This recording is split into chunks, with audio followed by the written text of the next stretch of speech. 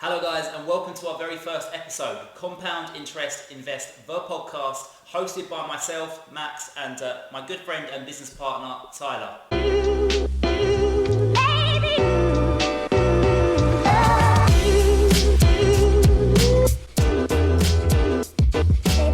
Welcome to our podcast, Compound Interest Invest. It's important to understand that our podcast is for entertainment purposes only. Therefore, any opinions that you hear from myself, Tyler, or any of our featured guests is not financial advice. If you wish to invest in any of the assets that are discussed on our podcast, then please do your own due diligence before doing so. We hope you enjoy the show. Episode 1. Episode 1. It's good to be here. I know this has been in the pipe work for yourself and me for a while now. We've been thinking about getting this podcast up and running, and there's no better time to start to really give you guys a good insight into what investing is like for your average day-to-day retail trader. Yes. Looking back on all the podcasts that I've kind of listened to and any type of information I've got for investing, especially when starting out, it seems to be very dominated by those veteran traders, people that have got 30, 40 years experience on Wall Street, work for big managed money funds, etc., etc. And it can be quite hard and quite intimidating, I think, to begin with, to really actually understand where they're coming from, understand the language around investing also. So we're hoping to really connect with the audience that are like ourselves, average day-to-day retail traders. Exactly, and I think that's what our USP is here. I think that the fact that we can really, our viewers can have a real understanding of our day-to-day experiences. We're not working in Wall Street. Our podcast is not going to have these top veteran traders on featuring on our podcast every week. It's just going to be I, myself, and Tyler, and we may have the occasional guest join us, but we should be talking about our week-to-week trading experiences, as I mentioned before, whether they are good or bad. I think we want to be an open book during this podcast or throughout the podcast, where we really do share our difficult experiences, and and we hope that our viewers can really learn from us. So I think there's no better way to start this episode by introducing ourselves. So Tyler, you just recently launched a signal group for daily market movements where you're focusing on the crypto markets. Do you want to maybe of course. That? So we launched, I believe it was the 14th of June now, so we've been running for a couple of weeks, and it's really been a really good start.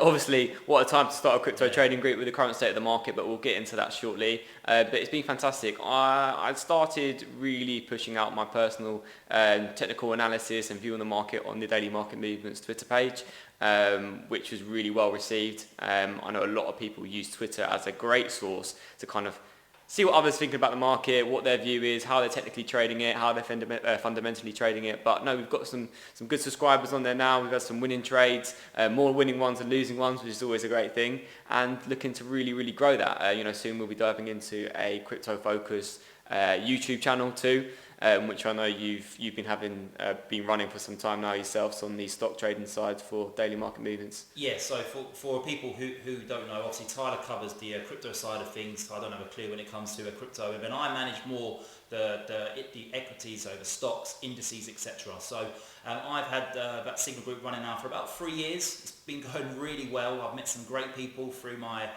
offering my service, and for those who don't know as well, I also post daily videos where I analyse the Nasdaq 100, the gold markets, as well as the crude oil futures as well. So I've been posting and pushing those videos out now for roughly the same amount of time for 3 years, and as I mentioned, you really get to know your audience. I've got some people who contact me daily pretty much, asking me questions about the markets, etc. And I think that kind of comes back to the reason as to why we've decided to launch this podcast. I really believe that I, myself, and Tyler, through our own experiences and our own, mistakes that we've made in the past, we can really help our followers, with their trading journey. So, here we are, episode 1. If you're looking for a place to start, for sure, this is a good podcast to give you a rounded view on trading, investing, and just the general industry and the markets really. Yeah. So Max,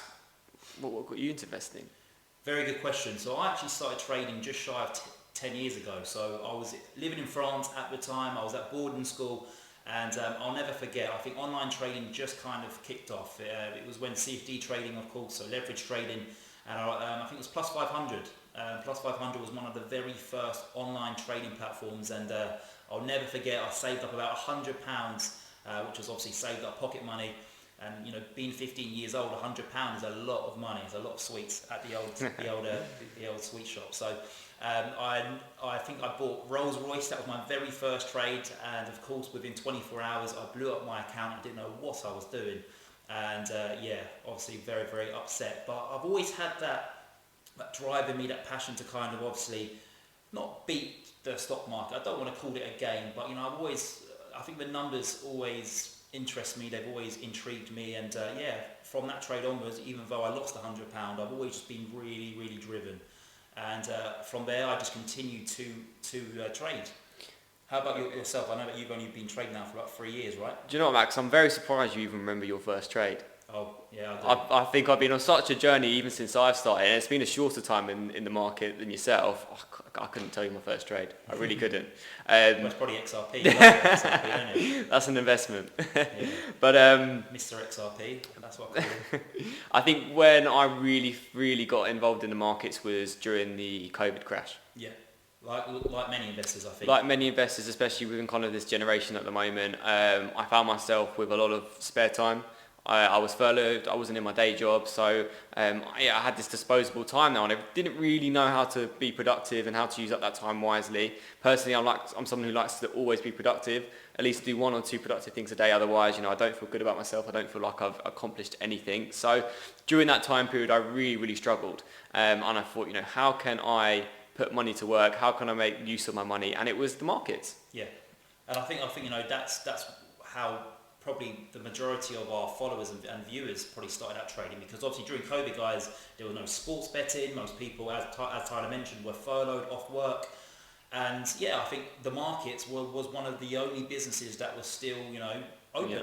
And again, I really struggled when I initially first got involved and obviously decided to get into trading, where to start. Yeah. I think how I initially started out was on Twitter. I followed Yahoo Finance, Forbes, all of your big financial news channels, and just basically was reading up on any articles that basically had any type of relation to the stock market, just to really understand the language, and obviously what experienced and seasonal people within the industry were saying.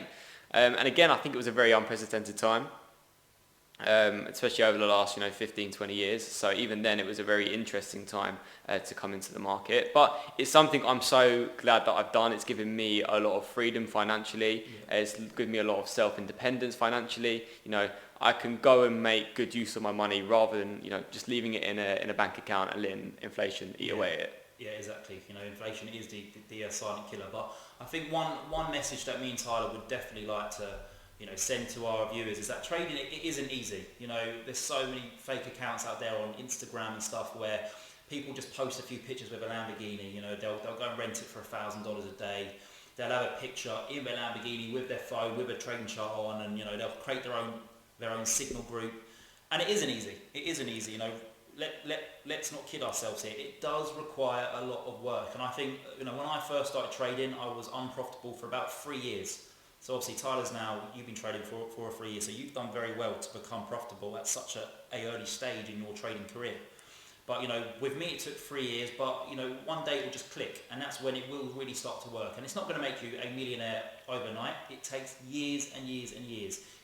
You need to compound your money, and that's why we called this podcast Compound Interest Invest, because compounding your money is one of the main things that you need to do in order to become a successful trader.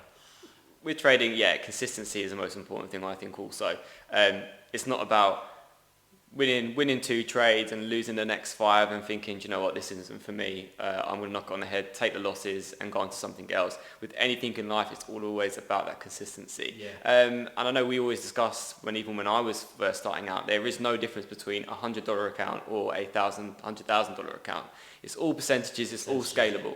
Exactly. But of course, my main point of advice, if you are getting into investing, don't pour your whole life savings in to a trading account when you're just getting started. Start small and scale up. Like I think you had quite a small trading account when you first started, didn't you? Yeah. So, as I mentioned, I started with £100, and that was probably the best thing that actually happened to me, is that I actually started trading at such a young age.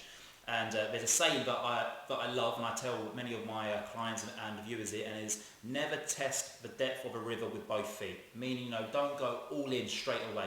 First of all, put that first foot, see whether you're comfortable, and if you are, that's when you then put that second foot in, and you go all in. And I have so many clients who basically, they'll come to me or they'll find me on YouTube, and I'll be like, Matt, I've got a big issue here. I had $50,000 saved up. It was my life savings that I've worked hard for over the past 10 years, and I put it into a leveraged trading account, and I've lost it all. And now, I can't pay the mortgage. I can't put food on the table. I've heard it all. I've even known someone to put, I think, about 200,000 in, and of course they lost it. So, I think our advice to investors who are watching this, if you are new to trading, if you're not quite there yet and you're not getting that consistency, start small. Start with $100. There's no difference between $100 and a $100,000 account. Think of it from a percentage perspective. That's, I think that would be. And what would you say in terms of, for a trader first getting involved, placing their first trade, funding their first account? Would you say go leverage, or would you say go real shares, non-leveraged? That's a very good question. Again, I'm not a financial advisor. I don't know what your financial situation is. But what I will say is, leverage is a great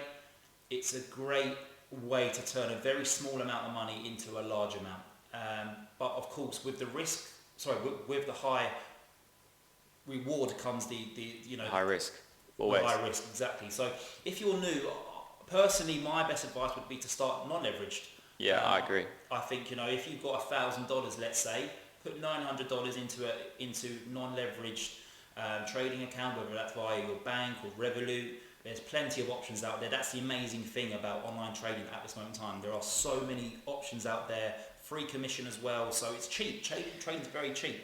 But yeah, to answer your question, my advice would be to put $900, so 90% of your funds, into a non-leverage account, and then test the water with perhaps $100 with leverage account. Scale it up. Exactly. For sure. Yeah, exactly. I think a lot of people also, they do start by following a Signal group, a Signal account, Yes. a Signal individual. And that's not always a bad start, a bad place to start. I know the industry can sometimes have a bit of a bad aroma around it. Yeah. In finance, there was always going to be scammers. That's just something that's never going to go away, but it's obviously always about doing your due diligence first of all. But I noticed, I had a couple of friends that obviously traded through a Signal group, and they said they did really well from them. So I was happy to go with that recommendation, and whether it was a paid subscription monthly or it was just a free Signal account, I was happy to put a small amount of capital to risk. But what I really like about both of our trading Signal groups is we don't just give the trade, buy, sell, enter at this price. We back up with analysis and market brief and fundamentals, which exactly. Again, as an individual starting early out in trading, is really going to help you get that knowledge and a well-rounded idea of how the markets work and yet the reason behind placing a trade. Yeah, no, 100%. I couldn't agree anymore. If you can find a Signal service, even if it isn't ours, this isn't a sales pitch. No, not at all. But if you can find a Signal service, as Tyler mentioned, which is offering market briefs, is explaining trades, that is a great way to learn, because one of the hardest things for investors who are starting is understanding the different correlations between certain assets. So for example, if the dollar's strong, then what effect does that have on gold? Or what effect does crude oil? I think right now is a perfect example. We've got crude oil pretty much at a multi-year high. I think it hasn't been as high as what it is now, dating back to the financial crisis in 2008 and 2009, and that of course is having a huge negative impact on the broader stock market, like the S&P 500 and the Nasdaq 100, and that's because, of course, most products sold involves crude oil. Whether it's taking that product to a shop, that transportation company is going to have to be paying higher oil prices. So understanding the correlation of the market is definitely one of the largest obstacles that I found when starting. But again, with someone's help, with lots of hard work and dedication to the trade, you can learn that. Probably in about 6 months to a year. But that being said, there's a saying that I love, and that is, you're always a student until the day that you die, and that's very true. I think even Wall Street veterans who've been trading for 30, 40 years, they're always a student. You're always learning different things. I mean, this year, we've had everything going on. We've had obviously inflation rising through the roof. We've had Saudi, Russia that's invaded Ukraine. We've had COVID.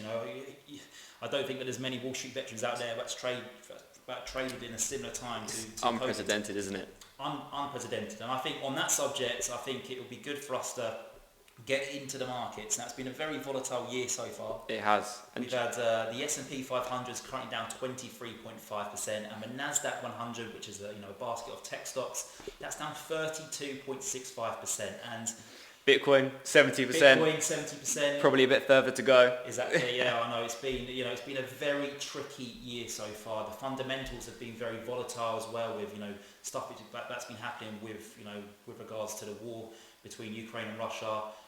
Us coming out of the global pandemic with having short staffing issues, supply chain issues. It's been very, very volatile, and I think as you mentioned, you started trading in 2020. Yeah, the middle of 2019 was when I first started to dip a toe into investing, and then as 2020 came, I really started to get involved and take it seriously.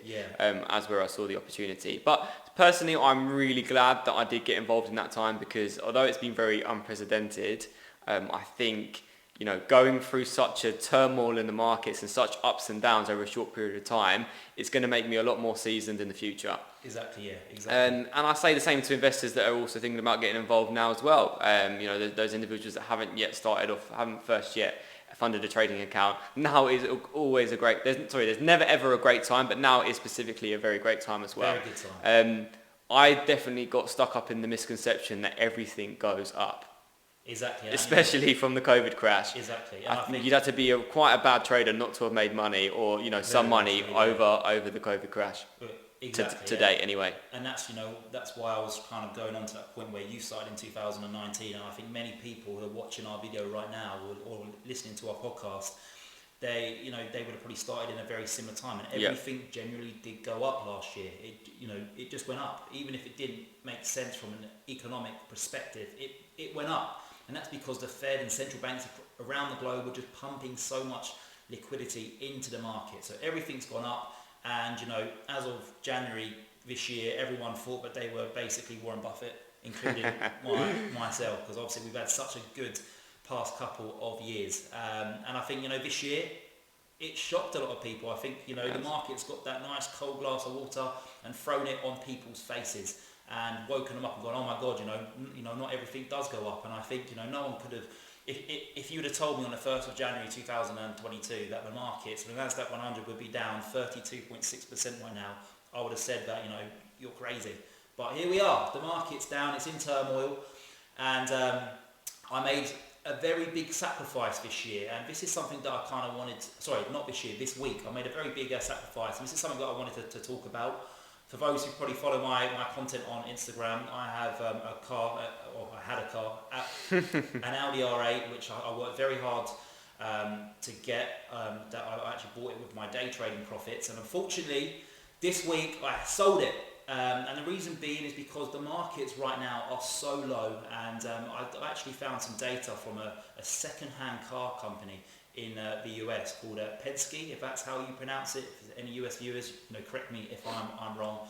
But since the pre-pandemic price, Penske is up 125% to date, where the Nasdaq is only up 43.88%, and the S&P 500 since pre-pandemic levels is only up 27.28% at this moment in time.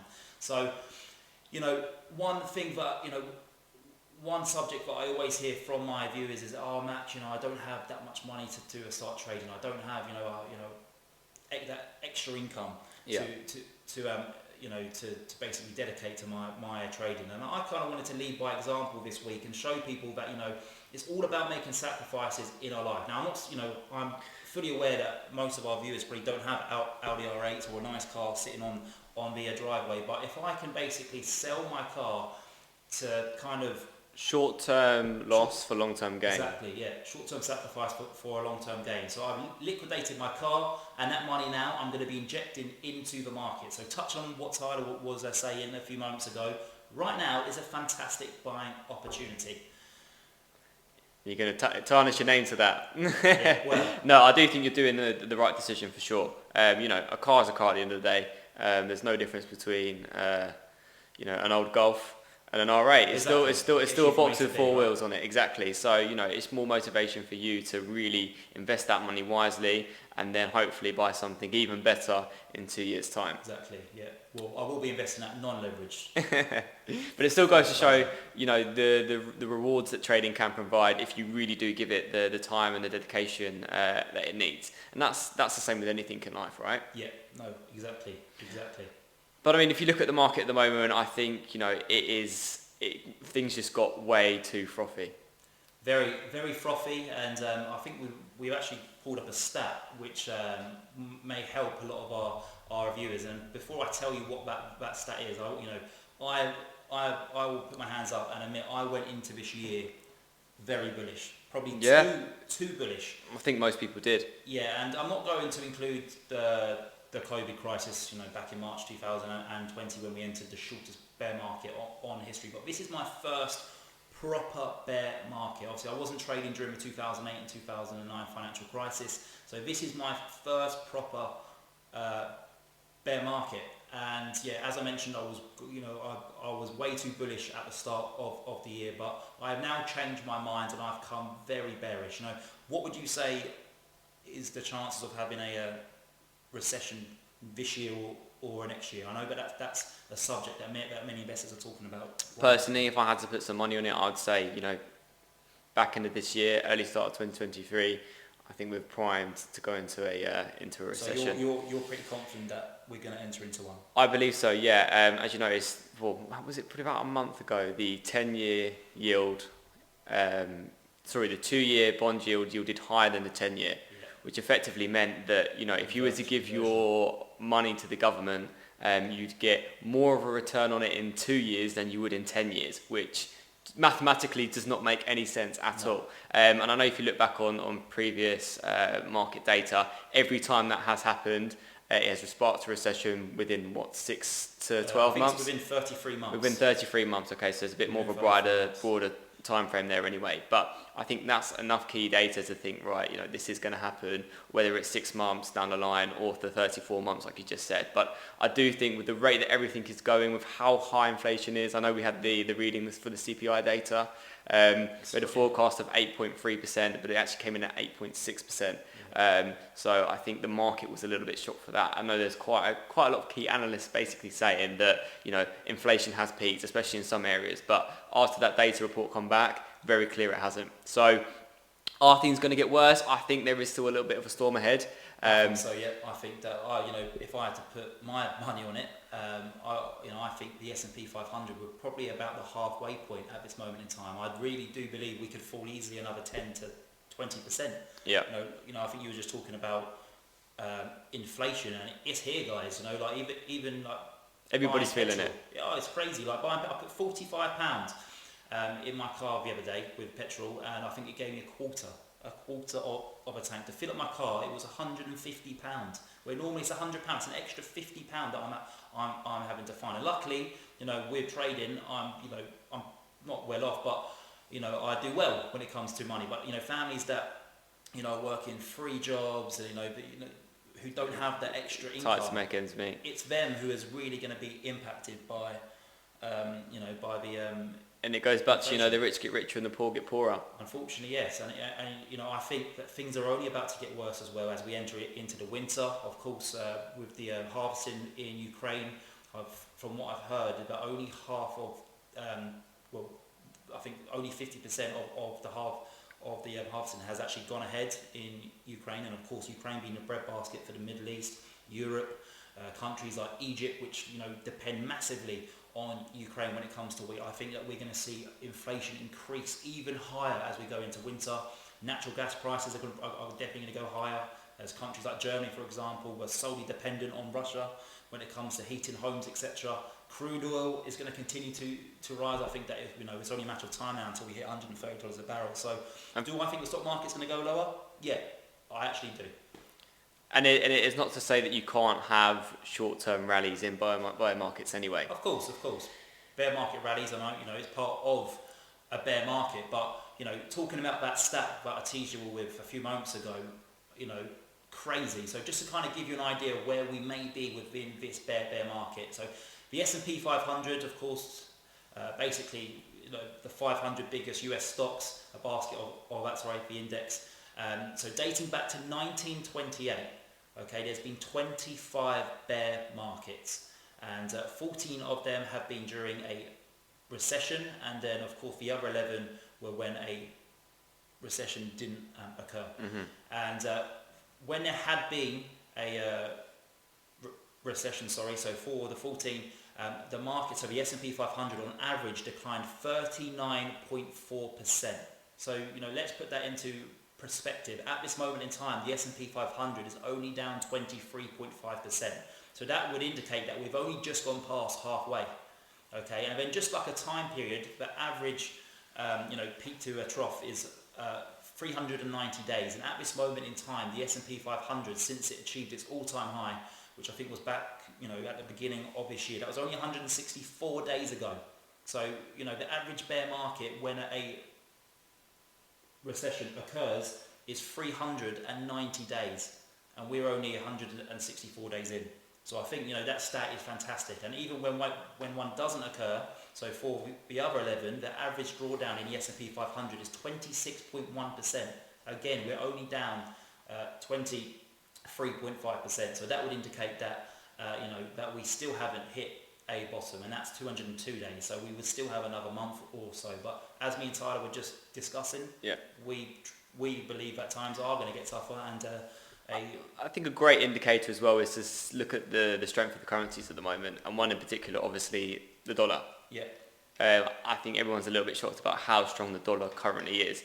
And when you look at the state of, the economy, what we've just come out of off the back of COVID, etc., how can the currency be so strong?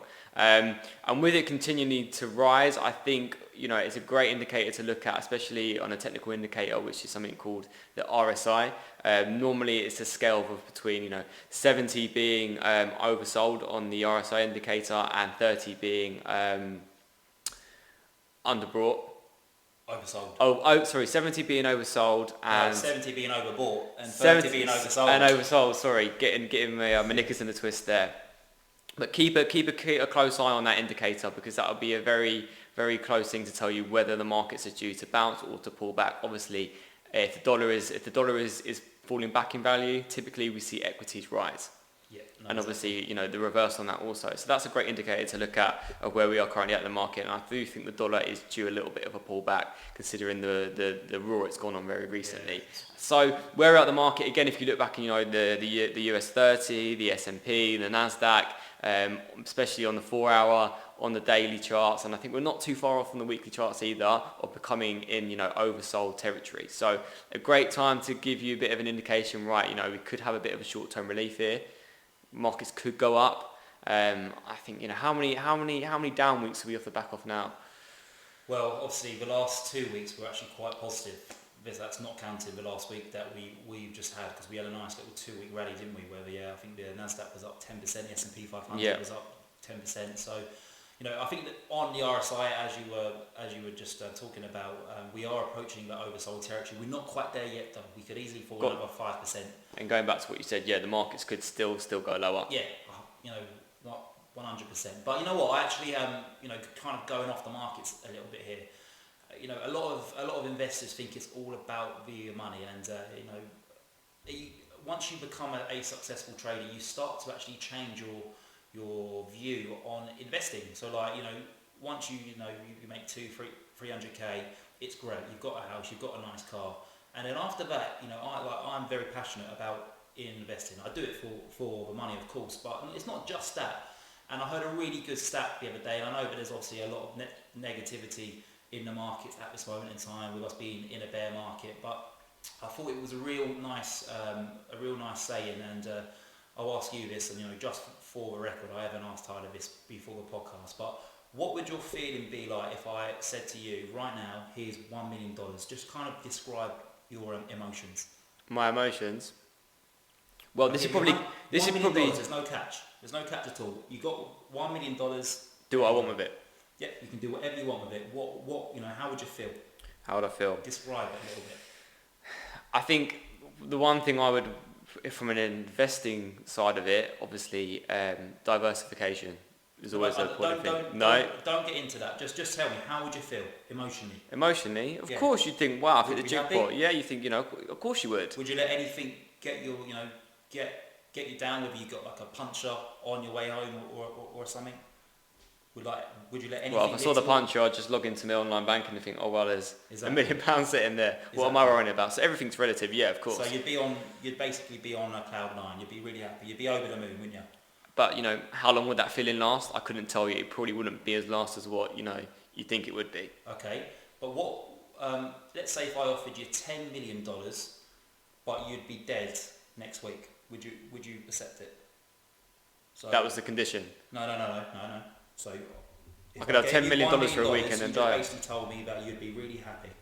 Okay, you'd be on cloud nine. Forget about that now. What if I said to you, I'll give you $10 million, but you'll be dead next week? Would you take it? Would I take it? I would take the money, yes, but obviously I wouldn't be happy with the fact I would be dying in a week. So you would accept the $10 million knowing that you'd be dead? It was at the condition. So Yeah. if I take the $10 million, Right. I'm going to die. Yeah. Obviously not then. No. Yeah, exactly. Sorry, Yeah, I didn't exactly. really understand what you were saying there. Exactly, and I kind of thought about it, and the guy who spoke about that, I kind of thought about what he had just said, and he basically went on to basically say that you just said that you'd be euphoric if you got $1 million, you'd be on cloud nine, you wouldn't let anything ruin your day, and then I've just offered you $10 million, knowing that you wouldn't be here after next week, and you just said no. Yeah, of course, So- because you couldn't go and enjoy the money. Yeah, You couldn't do anything with it because you'd be dead. But, Last done. Yeah, but the meaning of this is basically saying that you just basically said you'd be over the moon if you had $1 million, but you're willing to give up all that euphoric feeling just to be here tomorrow, just to wake up. And I think it was really a real powerful saying, just basically saying like money isn't everything. You would give up all the money in the world tomorrow just to be living tomorrow. Just to wake up tomorrow. That was kind of the purpose about it. So I kind of thought it through my head for 4 or 5 times, and I thought, oh, you know what, that was a real nice saying, and I think it was a real good touch. But I probably didn't explain it as well as he did. But no, I get where you're going with it. It's all about perspective. Yeah, and I know that so many people, they get themselves in such sticky situations when it comes to a trading and It's stuff. so much emotions involved in trading, Yeah. and I know that's one of the main things, especially when I first started out, was if you've got a trade open, you are continuously looking at your phone. Yeah, oh yeah. Which you shouldn't do, because the way it mentally consumes you is more than what you actually think. You might be doing an average task, but because you've got a trade running in the background and you're worrying about how much money is on the line if you're going to win or lose the trade, your mind's elsewhere. You're subconsciously thinking, right, I need to check my phone. Is the trade doing well? Should I close it now? Should I open it? Should I, maintain the position? And you should always stick to your stop loss and your take profit. Yeah, I think. Hindsight's a wonderful thing. You can always miss your take profit by $1 or by half a cent. It's just how it goes. It's just life, right? But I think you should always really have, a stick to a plan with your trade. Be happy if it goes to that take profit. Be happy with the risk reward ratio, but also be happy if not happy, but obviously be comfortable with the fact that you're going to lose a certain amount of money on that trade. Yeah. I think again, going back to the over trading, that's definitely one habit that I see in a lot of my followers. Sorry. Is that they are over trading. I get people, messaging me at ridiculous times in the morning. It could be at 4 a.m. or I'm getting messages at 3 a.m. in the morning, and then on a Sunday they're saying, right, Max, what do you think the market's gonna do? I say, well, it's a Sunday, all right. It's 10 a.m. on a Sunday. These are my days off, and that's definitely one habit that I see a lot of investors have. When they start off early in their trading careers, is that they overtrade, and it's really unhealthy. Saturday and Sunday, zone out, switch off. Unfortunately, with crypto, you've not got that luxury. Exactly. It's 24 hours. It's not closed. It's not closed on a Saturday, Sunday like the bank is, unfortunately. Yeah. And some banks in the UK, I know, they close early on a Friday, even around lunchtime. With crypto, it's a 24-hour market, 24 hours. which has negatives and positives also. But I actually posted a really, really good TikTok. I think it was about 2 weeks ago, and it was about, as you said, overtrading. And a little trip and a little trick and tip and trick I decided to go with there was to do something that's going to obviously distract you. And by that I mean, you know, something that's going to really take your mind off that trade or the markets or whatever else. And for me, and I know you enjoy the same, it's golf. Golf, we love it. It's not everyone's, you know, favoured sport, I understand that. But for me, even if it just means going down the driving range for an hour, 2 hours, put my phone to the side, keep it in the golf bag, hit a couple of balls, release some stress, don't think about the markets, come back to the trade or whatever, you know, I'm thinking about with the market, it gives me that clarity in my mind, and it really, you know, helps me just have that general reset, really. Yeah, 100%. So find something that you enjoy. It can be a hobby, it can be horse riding, it can be football, it can be as simple as just going to the gym, popping down to the coffee shop. I know Max has about 20 Frostinos from Costa every day, but simple things like that. But, you know, leave your phone to one side, go off elsewhere, take your mind off of it, and then come back to it at a later date. And I think, you know, if, you know, I have obviously trading monitors in my office. I have about 6 screens, and ridiculous. I didn't need it. I don't even bloody use them.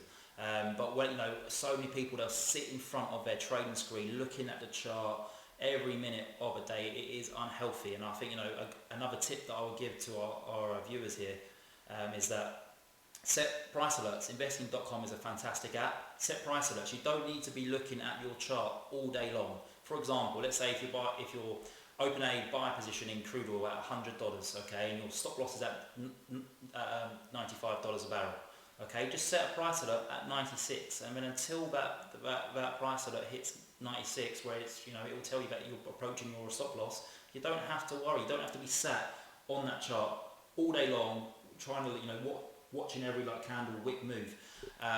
You know, it's unhealthy. It will just lead to you over trading. You'll open it, you'll close it, and you think, what am I doing here? I should have left the initial trade. So yeah, just, you know, as Tyler's mentioned, try and find a system that kind of works for you, a structure that works for you, where you can go and do your own personal activities, whether it be golf, horse riding, swimming, etc.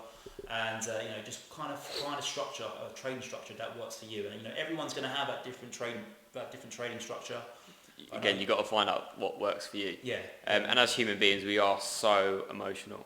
We are very emotional traders, and you know, I think it's scientifically proven that human beings are not good traders, and I think that's why you know, trading non-leverage really works well for me compared to trading with leverage. And I know there are some other people. The risk is less intense, isn't it? Well, it's not just that. It's, you know, you sleep easier at night, and there's a lot to be said for that. Yeah, and it's the temptations. I think when you're trading with non-leverage, the temptations are a lot less, because the risk-to-reward ratio is slimmer.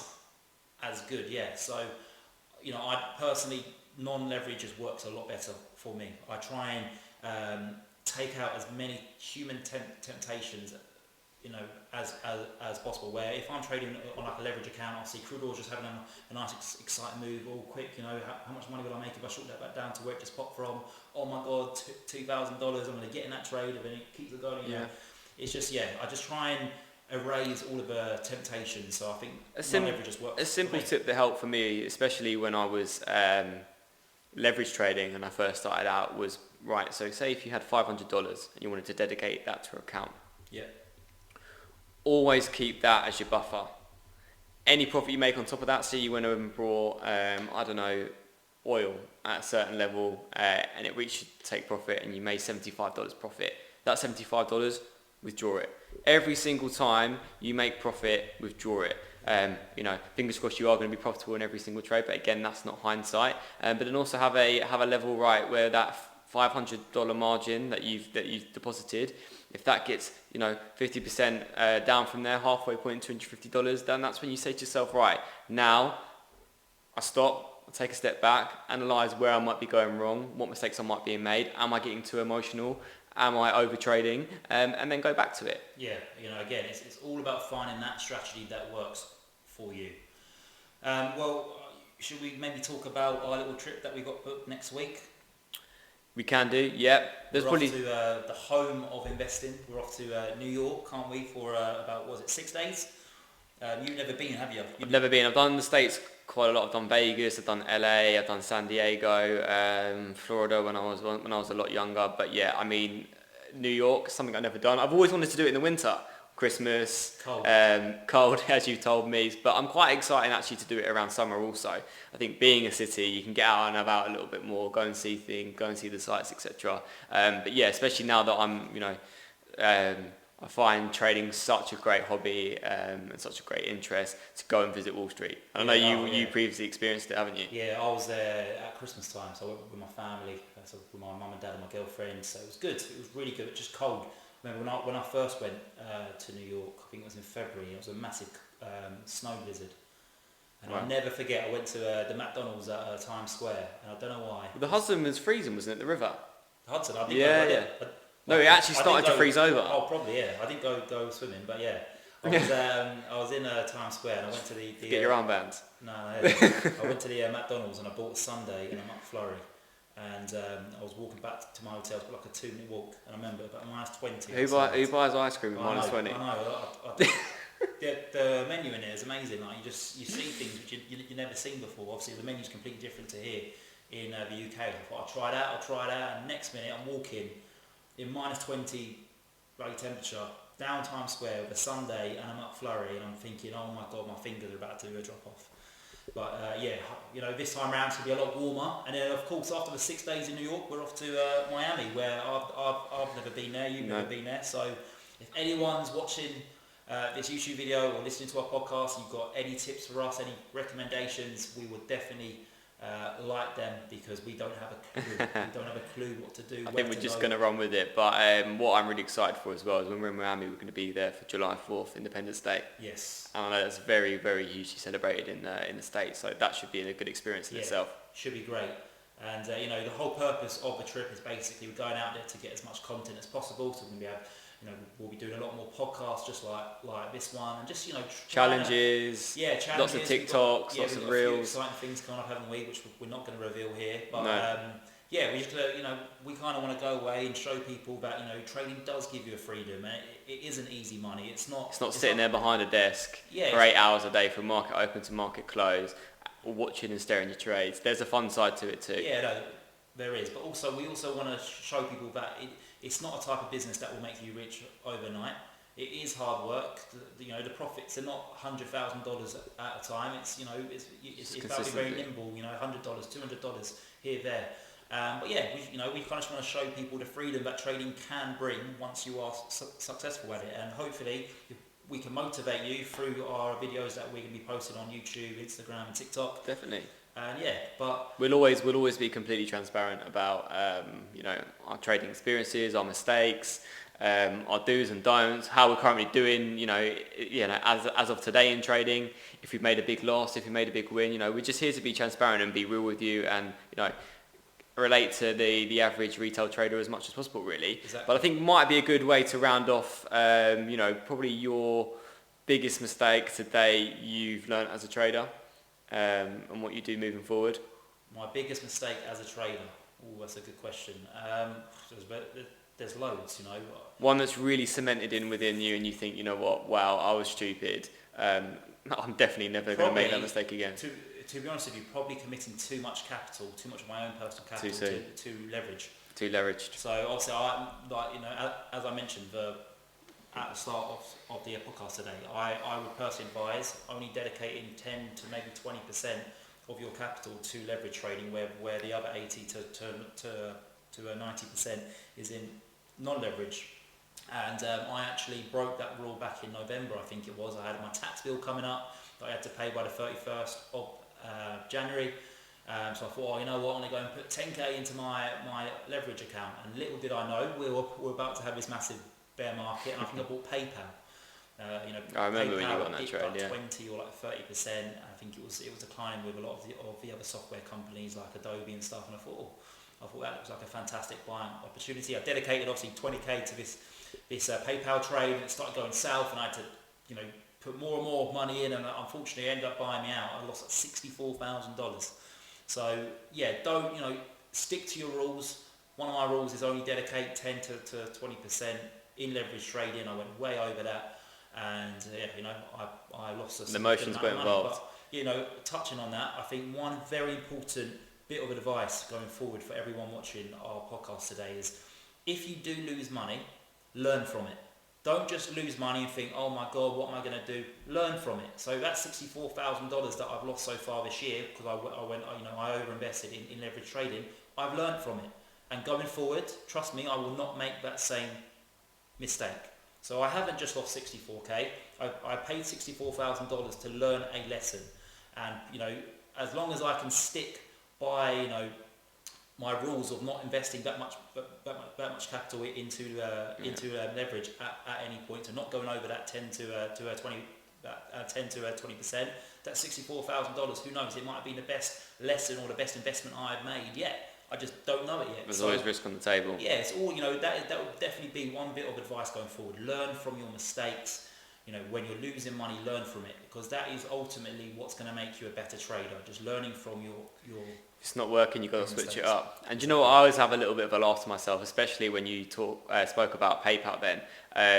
I don't know what the exact figure is of how much PayPal is down year to date in terms of percentage, but I know it's about 70%. And you've always said, and there's always a persona around crypto. It's too volatile. The swings are too big. It can be, up 20% one week and then down 50 the next, etc., etc. But there are a lot of stocks out there, your PayPals, your Pelotons, just to name a few, that are and have been as volatile as crypto has been. Yeah. And then that goes back to me, if you were to ask me the same question, what was the biggest mistake that I've learned from? And that would be not dollar cost averaging. Yeah. I know. Yeah, parking all you know. That's just I think you're trying to say that you've invested most of your capital at one moment. I went averaged it down. All in on one position, yeah. Which is probably one of the worst things you can do. Yeah. Because great, hindsight's a wonderful thing. You could park all your capital in that one trade and think, yeah, it's going to go up next week or the week after, and of course it can do, but it can also move down considerably. And I've made that mistake with XRP. I love XRP, I love the tech behind it, that's no secret, and I think it's the future, for sure, no doubt. However, when I looked at the chart technically, I'd dollar cost averaged initially and built up a position. However, it got to a multi-year resistance. What I thought was a breakout was a fake out. It just broke that $1.34 price target. And I thought, wow, it's broken out here. It's going to go off until all new time highs. I'm going to miss it. I need to get as much capital in it as much as possible. And I think it was something stupid like 30k in it. And that was non-leveraged. That was real shares, real coins. And within the next 2-3 weeks, down. And now probably year to date, we're about 80% down at full-time highs. So I've learned a tough decision. I'm probably, about 70% down in that position currently. I accumulated a little bit lower in other areas. However, they were smaller amounts of money. Dollar cost average over the long term, that's probably the biggest mistake I made, and I will not make it moving forward. There you have it. Tyler's tip, my tip. We've just hit the 45-minute mark on this podcast. We want to keep these podcasts relatively short. We don't really want to go over the 1 hour mark. But just before we leave quickly, give us one stock that you recommend buying this week in a bear market. In a bear market. Whilst you think, go on, you go. Let me have a think on that one. I like CrowdStrike. It's, when it comes to inflation, it doesn't really impact it as much as it's a service sidebar attached right now. They're happening a lot. So I think CrowdStrike, with the pullback it's had, it's still a bit expensive, but I like CrowdStrike. That's going to be my stock. To be honest with you, I'm going to reinterpret the question a little bit there, because obviously you are stock focused, commodities, indices. I am crypto for daily market movements. Got to stay true. XRP. Obviously, we are at 30 cent currently, which is extremely low. I wish I had a lot of capital to park in it at those prices. Rewind 2 years ago, but I think it's a fantastic buying opportunity. I think the lows could be in around 25 cent, but again, like I said, dollar cost average. Park a little bit of money in the coin now. Have some spare capital on the side to kind of accumulate some positions as we get a little bit lower towards the 25 cent region. But I'm looking at probably anywhere from $10 to $13 within the next 12 to 18 months. So, you're probably risking maybe about, 10-20% there for 1,000% gains. No brainer for me. There you go. CrowdStrike XRP. Thank you very much for tuning in to our very first podcast episode. There's going to be more coming out very, very shortly. Make sure you go and follow our Instagram page, compound_interest_invest to find out when our next one will be. Thank you guys. Thank you guys.